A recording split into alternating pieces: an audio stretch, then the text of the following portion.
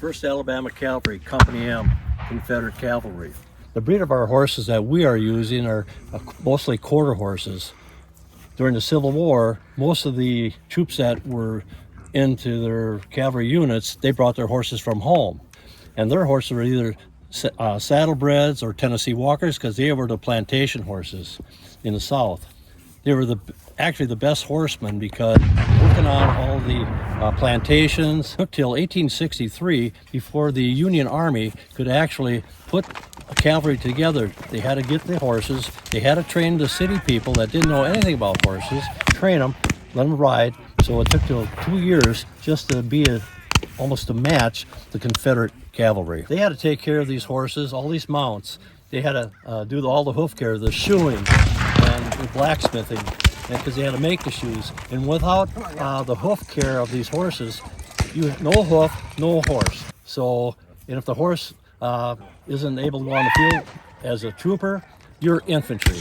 There's probably over 1 million plus animals, horses and mules that are used during the war. They don't have an exact number, but the ratio was 10 horses or mules per one person on the field, whether you're medical, infantry, cavalry, horse-drawn. So there's a magnitude of a lot of mounts, so they had to keep on shape. If they were injured on the field, they weren't too bad, they'd get them back to the rear, rehabilitate them, and try to get them back on. This is my horse, Cinder. She's a registered quarter horse mare, 17 years old. And she's not called white. She's a flea bit gray because of her little red speckles. You can't shoot off of every horse, because every horse does not work for this hobby. Called Lightning. He's 24 years old. He's a registered quarter horse. He had a lot of training throughout the years, barrel racing, roping. So my brother and I purchased him because he needed a new mount, and we had to fit him into the cavalry unit. And the question is, how do you do that? Well, when you take the field, we take a horse that has no experience as far as shooting off them, and we try to expose them to all the noises possible. So in the case of her, last year, we put her between 3-4 other horses, box them in, and then get them kind of tired, and then fire off them. And what they do is, monkey see, monkey do. So if the horses around don't jump, she should stand there also, and she did very well last year. I've heard that some of the cavalry horses were so well trained that if the riders fell off or were killed, the horses would continue the drill. It's true. And the thing of it is, these horses, after you do the command calls just so many times, so often, that when you're riding, when you do the command, the horse actually anticipates the move on the field. And Emmett's grandfather's horse, we were riding on the field, and that horse knows my voice on the commands, and when I called the command, he just made the turn. He wasn't even steering him. So it's just like anything else. The more you do, the repetition over and over again, and that's how you get better at it. As a farrier, there's 4 things that you have to know about shoeing.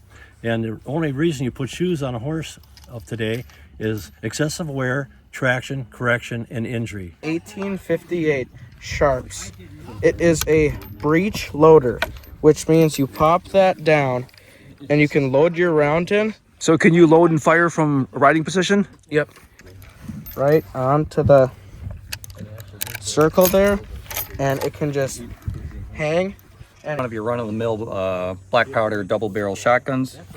These would have been fairly common out in the country for hunting purposes, and they just got repurposed into a military variation. Confederacy had certain issues getting firearms, so the best that they could do is what they had at hand. Horses feed off of a lot of energy. It's just a sense that they have. Me personally, as I'm getting close to an animal, I like to physically touch them as I'm walking past, just so that they know I'm present there, in the hopes that I don't get injured, I don't spook them. They're very flighty animals, so first thing they're going to do is want to try and bolt, and you're going to come in second best if they kick you. So it's just a small touch, let them know I'm there, work around, and then just kind of continue on through so some hunting weaponry got turned into military weaponry. The Army would use when they're more stationary at camp. This is your picket line. So you'll have your metal stakes in here and then anchored off on whatever ends that you had, whether it be a fence post or just into the ground here. There have been known issues of enough of these guys get spooked at once, since it's a herd animal. They'll rip these stakes out, they'll take off, and then You're left without a couple horses.